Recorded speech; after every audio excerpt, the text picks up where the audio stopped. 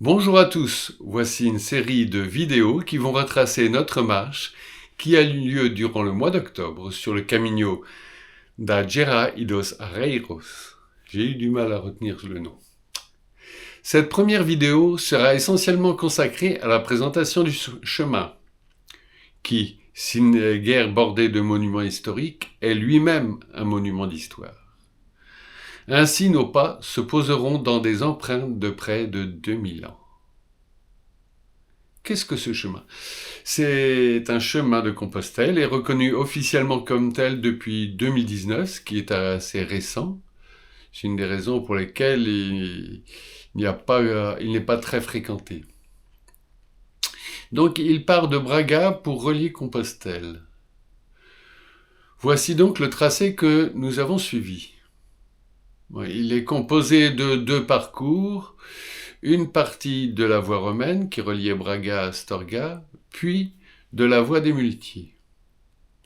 La voie romaine dont on voit ici le tracé, qui s'appelle la Via 18, date de 79 de notre ère. Elle fut construite par l'empereur Vespasien.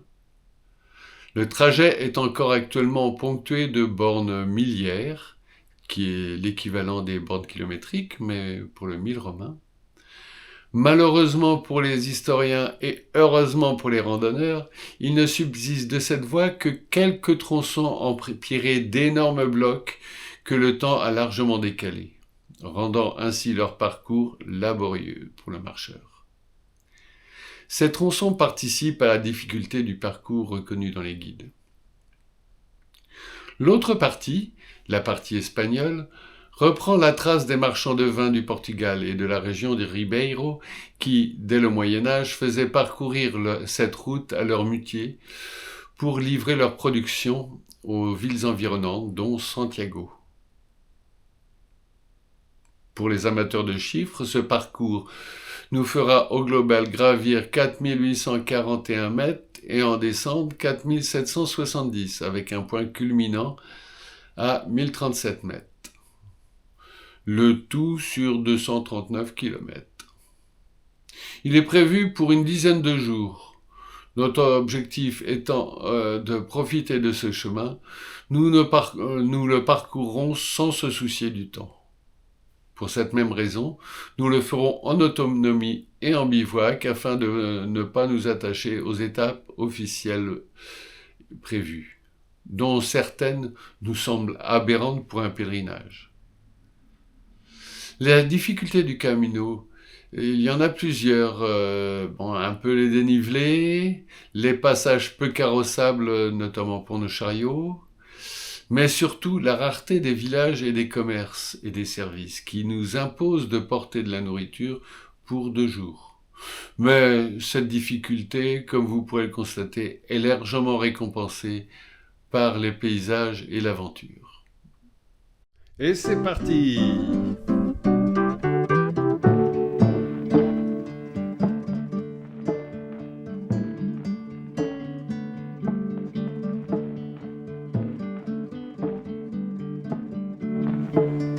Bonjour tout le monde, je me présente Aldo, l'alias du caméraman.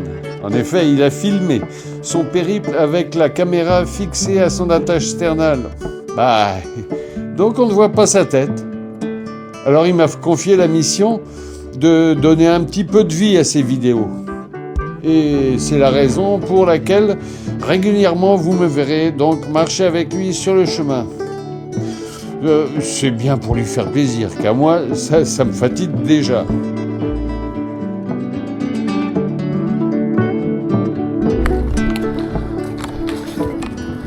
Et voilà, nous quittons le camping de Braga pour débuter vraiment notre petite aventure en direction de Compostelle par les montagnes portugaises. Hier, c'était en fin de journée, brouillard et pluie. Ce matin, c'est grand beau temps. Et donc c'est parti.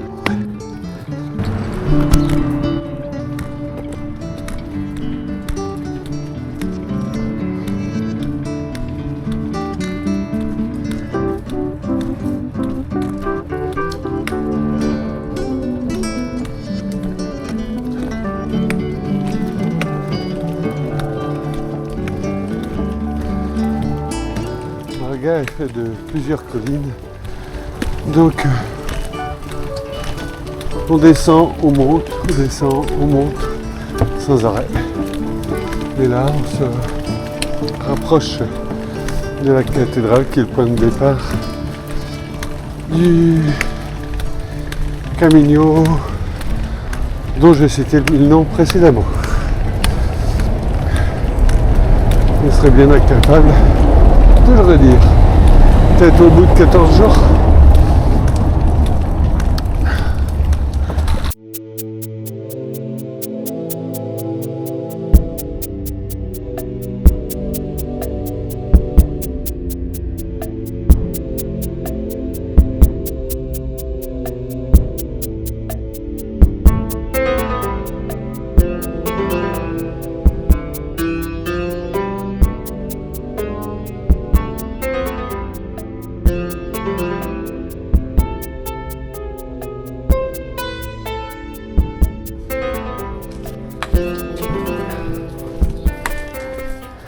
Toujours dans Braga, on voit loin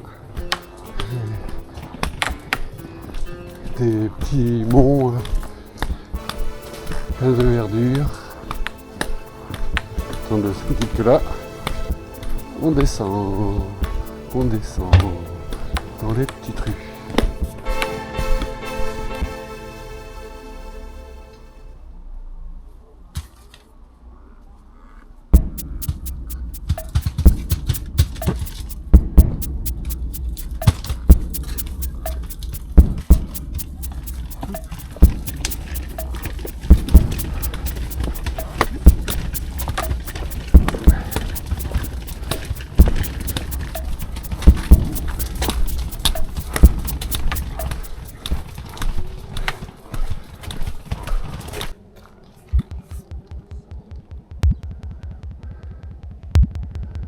Encore une église.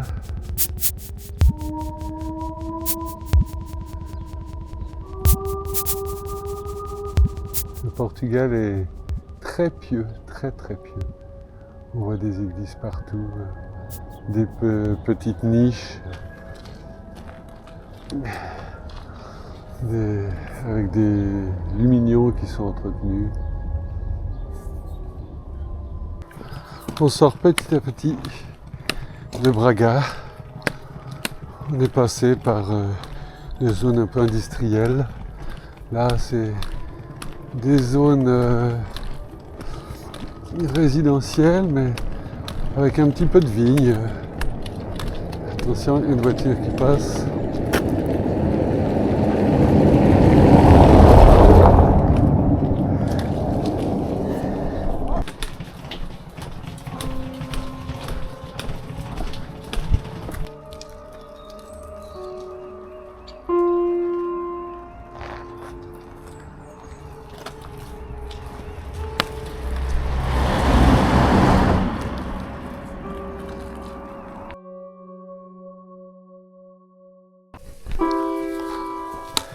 Et voilà, on a mangé ce midi dans une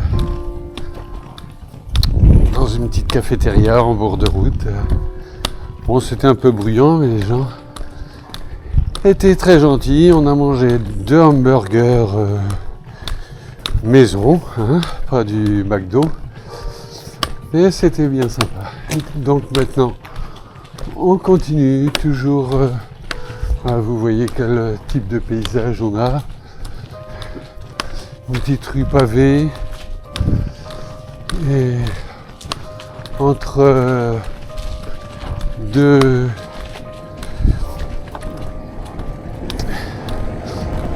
murs.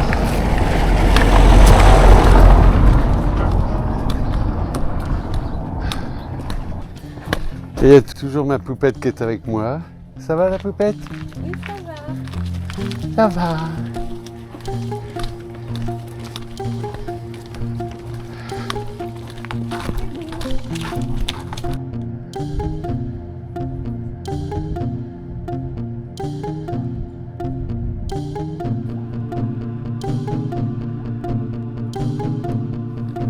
Cette étape, et ça on le savait déjà, serait une sortie de ville Donc sans rien d'exceptionnel.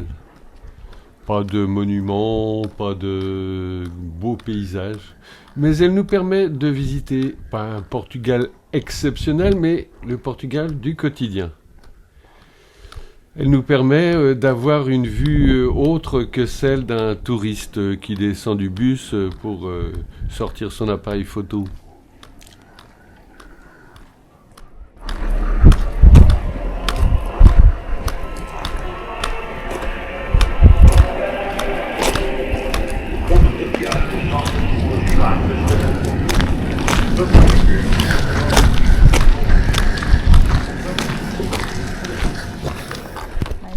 À la fin du plan précédent, vous avez certainement entendu la musique qui sortait d'un haut-parleur sur une voiture.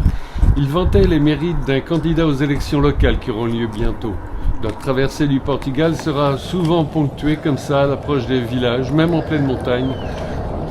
Là, on peut voir le monasterio des Rendufé, ou Renduf, qui est un magnifique bâtiment, mais là aussi il tombe à l'abandon.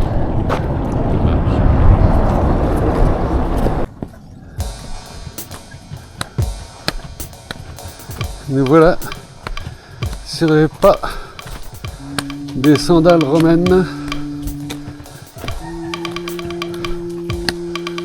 Les légions sont passées par là, les marchands de vin, les carrioles qui étaient tirées par des bœufs. Les temps n'ont pas tellement changé.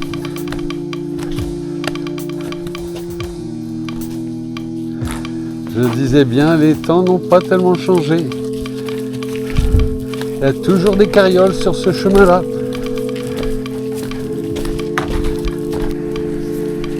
Alors là, c'est quand même incroyable ce chemin. Hein, c'est incroyable parce que on pourrait se nourrir de plein de choses. On a vu des grenades, oh, plein de kiwis. Tout à l'heure, on a vu des avocats. On a vu des grenades, on a goûté au raisin, des figues qui étaient excellentes. Je ne sais pas où s'arrêtera cette liste, mais je ne sais pas si on va maigrir surtout. Il va falloir marcher pour maigrir. Hein. Et nous voilà arrivés à Caldelas, c'est le terme de notre étape. Une pancarte mentionnant des mojitos a attiré l'œil d'Agnès, donc on s'est arrêté. L'endroit étant en pénurie de rhum et de menthe, nous nous contenterons d'un généreux gin tonic. Et il nous boostera pour aller chercher un spot de bivouac à 4 km de là.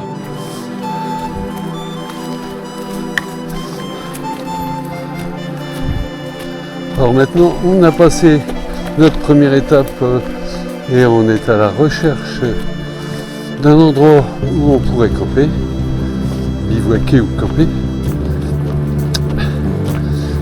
Et ma foi, maintenant, on est dans la Cambrousse. On est en pleine montagne. On longe le mur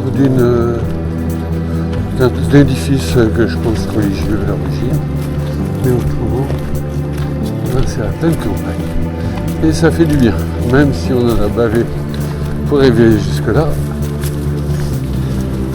On est content d'être en campagne. Maintenant, reste la problématique de trouver une petite aire où poser la tente.